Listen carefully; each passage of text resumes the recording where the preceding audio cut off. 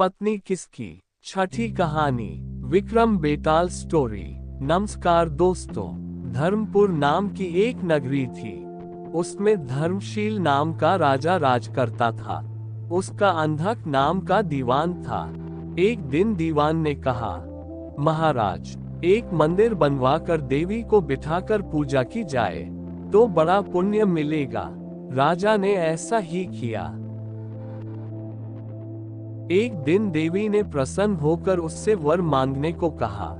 राजा की कोई संतान न थी। उसने देवी से पुत्र मांगा। देवी बोली, अच्छी बात है, तुम्हें बड़ा प्रतापी पुत्र प्राप्त होगा। कुछ दिन बाद राजा के यहाँ एक लड़का हुआ। सारे नगर में बड़ी खुशी मनाई गई।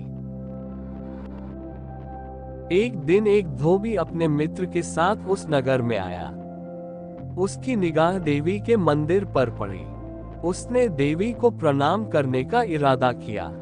उसी समय उसे एक धोबी की लड़की दिखाई दी, जो बड़ी सुंदर थी।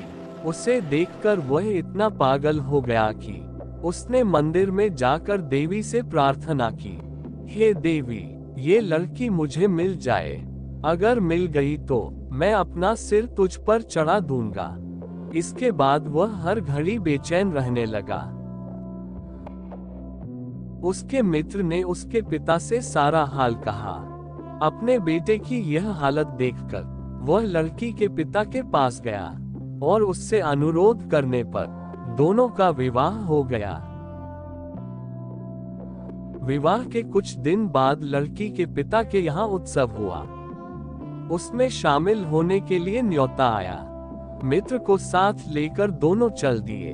रास्ते में उसी देवी का मंदिर पड़ा तो लड़के को अपना वादा याद आ गया। उसने मित्र और स्त्री को थोड़ी देर रुकने को कहा और स्वयं जाकर देवी को प्रणाम करके इतने जोर से तलवार मारी कि उसका सिर धड़ से अलग हो गया। देर हो जाने पर जब उसका मित्र मंदिर के अंदर गया तो देखता क्या है कि उसके मित्र का सिर धड़ से अलग पड़ा है।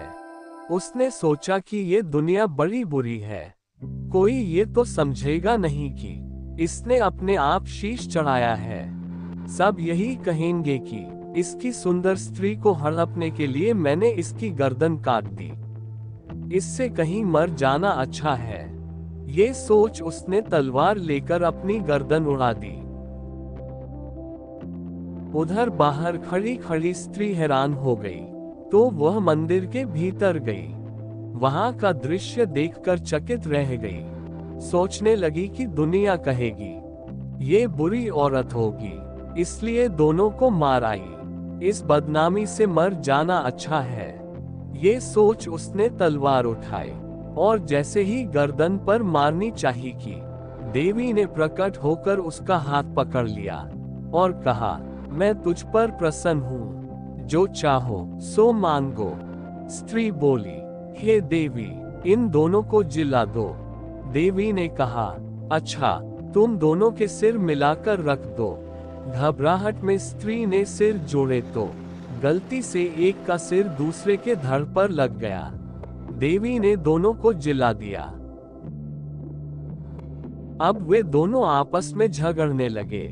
एक कहता था कि यह स्त्री मेरी है, दूसरा कहता मेरी। बेताल बोला, हे राजन, बताओ कि यह स्त्री किसकी होनी चाहिए। राजा ने कहा, नदियों में गंगा उत्तम है, पर्वतों में सुमेरु, वृक्षों में कल्प वृक्ष और अंगों में सिर। इसलिए शरीर पर पति का सिर लगा हो तो वही पति होना चाहिए।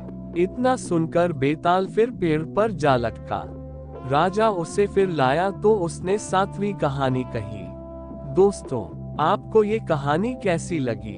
आप अपने कमेंट के द्वारा हमें अवश्य बताएं और ऐसी ही कहानियां सुनने के लिए हमारे चैनल को लाइक करें और सब्सक्राइब करें और शेयर करना ना भूलें। ये वीडियो देखने के लिए आपका धन्यवाद।